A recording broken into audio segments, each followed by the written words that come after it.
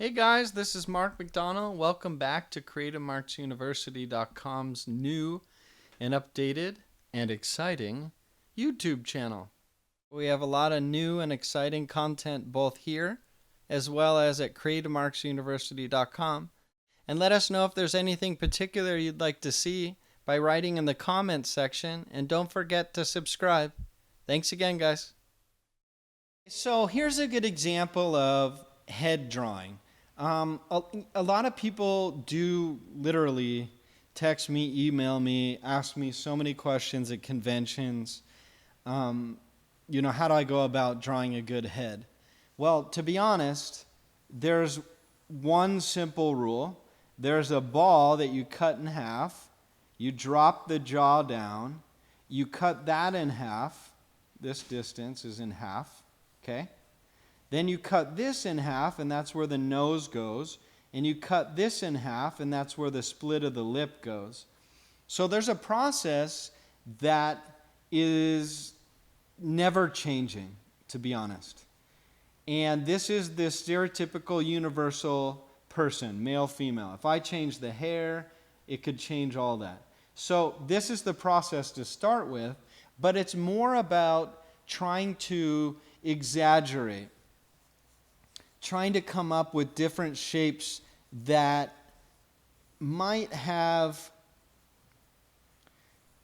more design, less design, and a better silhouette, which is a really important thing that I'll be talking about on YouTube and Cre8tive Marks University for the rest of time. I'm still concerned in these breakdowns. Maybe there's a bigger nose on this guy, right? Maybe he could smell better. I got a big nose. Don't judge me. So I might choose to favor this feature and make it larger, right? Here's my horn of power and my gigantic forehead, right? Here's my yay and giant eyebrows, little tiny tired eyes. Maybe over here it's more about a jutted jaw. Has the same principle, the crosshairs, where the brow line, the nose line is. Maybe over here it's more of a pitchfork kind of shape. Maybe he's a little bit older, so I make him a little worried, bigger eyes, tired, right? So this is the ability for you to see how you take a generic version and start to play with design. And design is awesome. No matter what you draw, no matter what you do, you're designing. So hopefully you're after a good design, right? Good design is important. It's individual, but if you have, maybe I'll make this a very broad nose and a bigger lip here. And he's got a cool little squared off goatee or beard, right?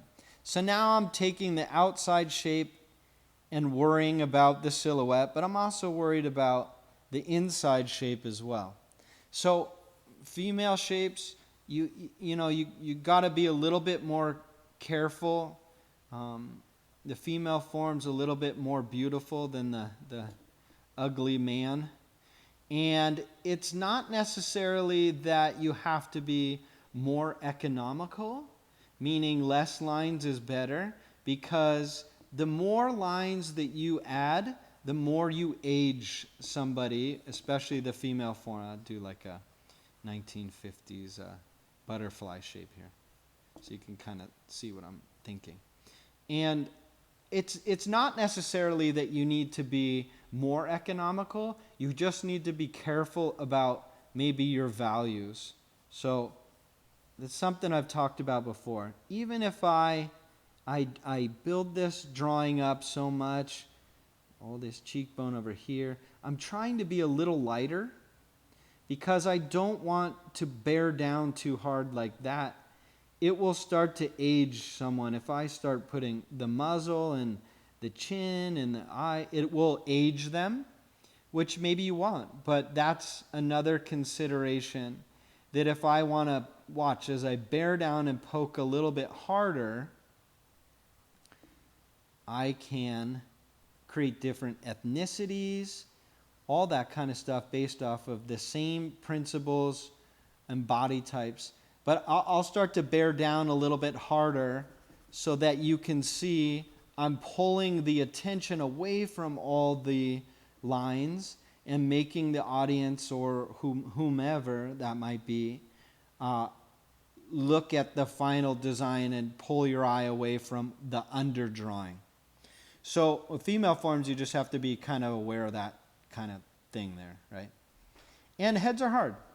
Let's just be honest. I mean, heads really are a big part of how we communicate, how we see things, and if it's off a little, it's usually off a lot. So there are truths, right? So I have this beautiful cartoony skull here.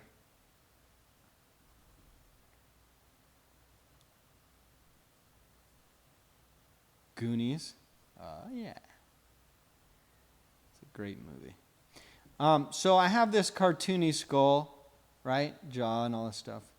So there are truths. So there are actually zygomatic arch, which is literally how the eye sits inside the socket.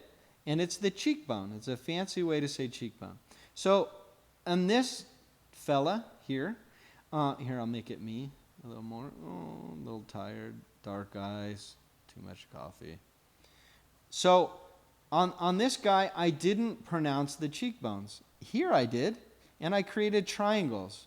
There's a lot of triangular shapes. Triangle shape, triangle shape. Maybe I make his eye not as dark, the pupil, because he's losing his eyesight and his eyes are turning more gray. So there's science that's involved as well, is what I'm trying to tell you here. So it's a blend between good design and utilizing the right amount of science. Cheekbone here, sits back in the socket.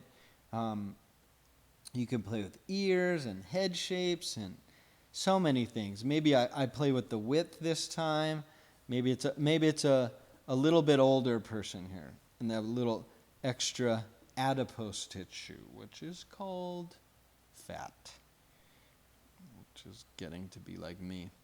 So maybe heavier eyelids because the fat tissue is built up just in their face as well. Their ears over here, but you're seeing all this kind of chunky shapes, but more balloon shapes, more round shapes. But I'm also coming back and trying to make it a cool design.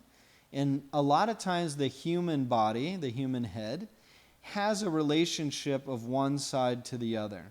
This side to that side, this, nostrils, mouth.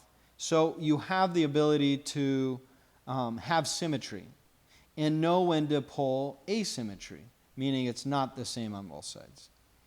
So I am really concerned about, yes, the outside of the form, but it's determined by drawing the inside and how to contain a cool head shape and still make it feel like it has some sort of structure, even though it could be cartoony. So from the beginning of the basis of, hold on here, I got to get this smile.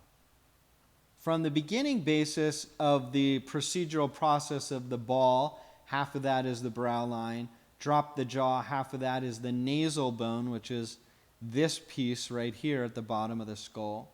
Then to the split of the lip is the other half, to the chin, to the jaw, whatever you're trying to go for, male, female, First Nations, Oceanic, African American, heavyset, an era. So you're building not only the head shape, but the hair shape is very specific to a design principle of that era.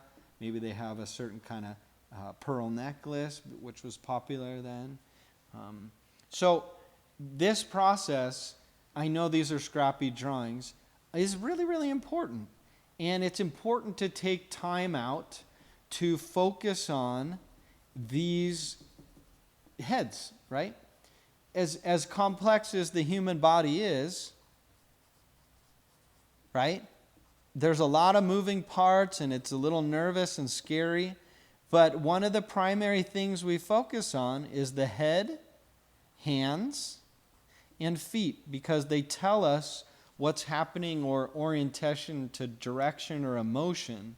So I would say to you, if you are really having a hard time drawing people, go back and study each part.